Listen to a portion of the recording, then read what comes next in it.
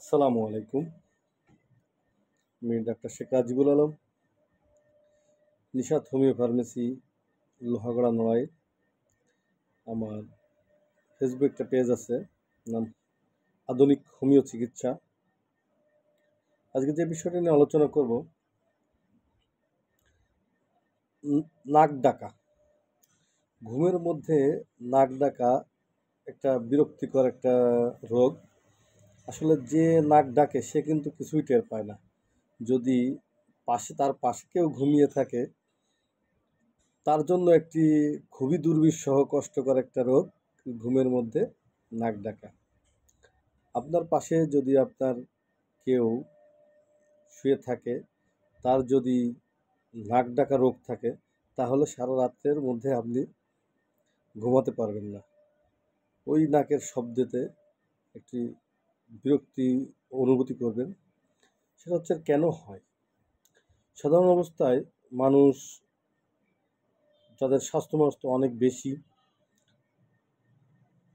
তাদের নাক ডাকা অভ্যাস থাকে, নিঃশ্বাস নিতে পারেন না ঠিক মতো। আবার অনেকের আছে বাচ্চাদের আছে অ্যাড্রিনেটের সমস্যার কারণে।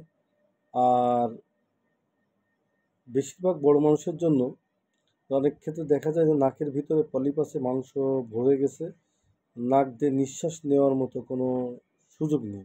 তারা যখন ঘুমিয়ে পড়ে তখন নাকটা বন্ধ হয়ে যায়, স্বাভাবিকভাবে যে নিঃশ্বাসটা নেওয়া আনা এই সময়টা তাদের দ্বারা সম্ভব হয় না। এ কারণে তারা ঘুমের ঘরে নাক ডাকে।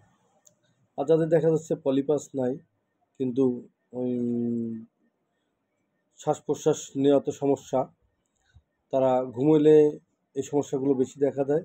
সে অনুভব করতে পারে না যে আমার নাকটা এত বাঁশির মতো বাজতেছে, শব্দ হচ্ছে, কর্কশ শব্দ হচ্ছে, এরা আরেকজনের ঘুমের ব্যাঘাত ঘটানোর কারণ হয়ে দাঁড়াচ্ছে, এটা কিন্তু সে বুঝতে পারে না। যাই হোক, যখনই বুঝতে পারবেন যে না আপনার নাক ডাকার রোগ আছে, তাহলে আপনি অবশ্যই একজন হোমিও ডাক্তার চিকিৎসা শরণাপন্ন হবেন, চিকিৎসা নেবেন। আমাদের হোমিওতে আছে ওপিয়াম, যে ওষুধটা আসলে খুবই কার্যকরী। নিদ্রার মধ্যে খরখর করে নাক ডাকা, নিঃশ্বাস সমস্যা, তারা ওপিয়াম 30 বা 200 দিনে 2বার করে কিছুদিন সেবন করলে আল্লাহর রহমতে নাক ডাকা সমস্যা দূর হয়ে যাবে। এবং অনেক ক্ষেত্রে দেখা যায় যে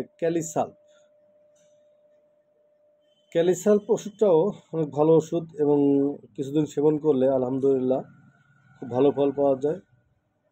যারা এ রোগে আক্রান্ত, আপনারা ইনশাল্লাহ প্রয়োগ করে দেখতে পারেন, বা আমার আমার চেম্বারে শরণাপন্ন হতে পারেন। ইনশাল্লাহ আশা করি খুব দ্রুত এ রোগ থেকে আরোগ্য পাবেন। সমস্যা কী, সে সমস্যাকে